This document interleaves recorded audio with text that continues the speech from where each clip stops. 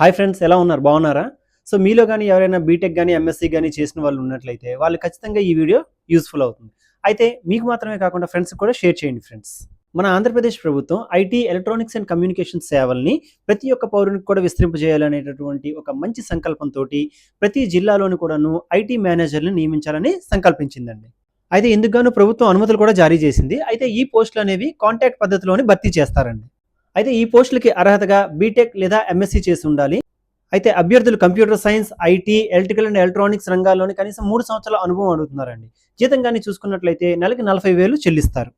విధి నిర్వహణలో భాగంగా వీరు జిల్లా కలెక్టర్ గారి ఆధ్వర్యంలోని ప్రభుత్వ కార్యాలయాల్లోని ఉన్నటువంటి హార్డ్వేర్, సాఫ్ట్వేర్ అలాగే నెట్వర్కింగ్ సంబంధించినటువంటి మౌలిక సదుపాయాల్ని వీరు నిర్వహించడం ఉంటుందన్నమాట. ఐటీకి సంబంధించినటువంటి ప్రచారాలు, అలాగే ప్రమోషన్లు మరియు కార్యక్రమాలు ఇలాంటివన్నీ కూడా వీరు నిర్వహించడం జరుగుతుందండి.